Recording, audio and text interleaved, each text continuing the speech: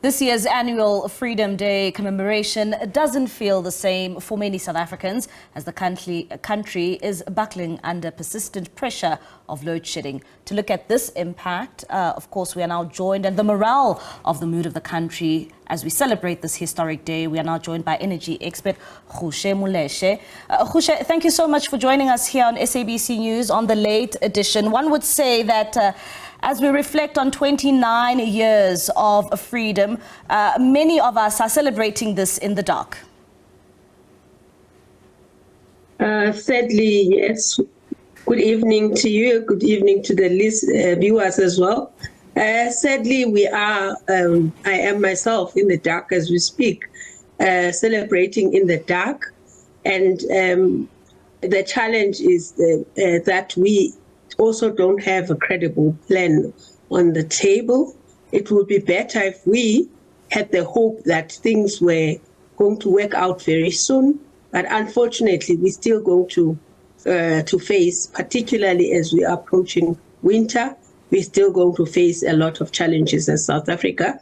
As you heard, most of the South Africans indicated the impact that this has in their lives, as the impact of electricity has a ripple effect on the economy and therefore impacts everybody. Everybody feels the challenges. And Ruse, what would you say has been, the morale and the mood of many South Africans, especially on a day like this, where we are meant to be celebrating so much and, so much of the achievements done by government, but, the problems around load shedding, like you say, that South Africans have previously expressed their discontent.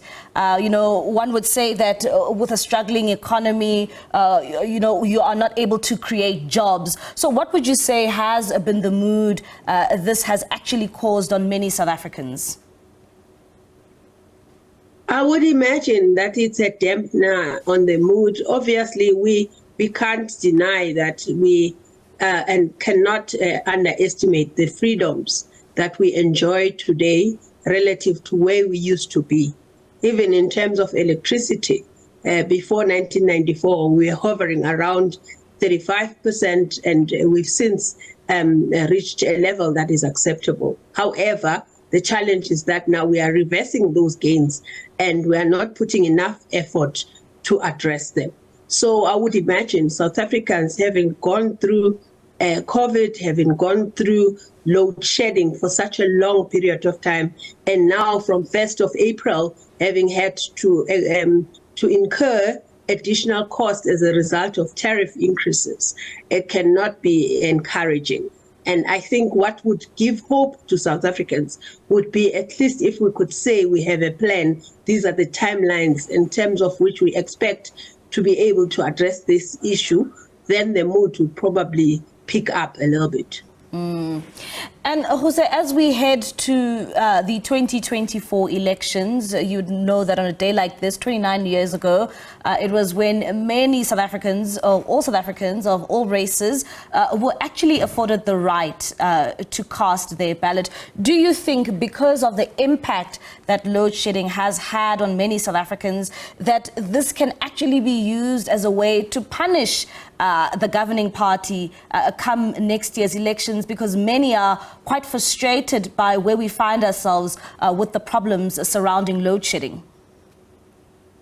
I would be really surprised if there was no impact. Definitely, it will be. Some of the South Africans will definitely use the opportunity to be able to vote in order to express their displeasure at what they are experiencing.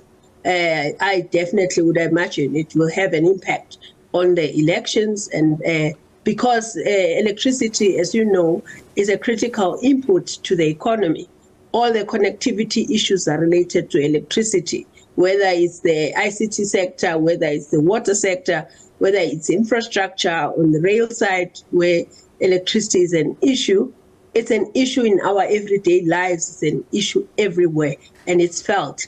And in 2024, I dare say we'll still be going through this challenge. So I would think that South Africans will take that into account, and that will be one of the areas that will impact the elections relative to where we've been before. And Ruse, one would also ask, we've seen it with the COVID-19 pandemic and how important electricity was to many South Africans so that they were able to do their jobs. Many were able to access, schooling online, where most things actually moved online.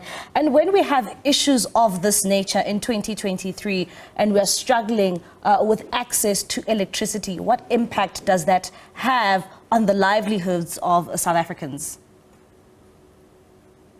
Yeah, imagine an SMME that uses water, electricity.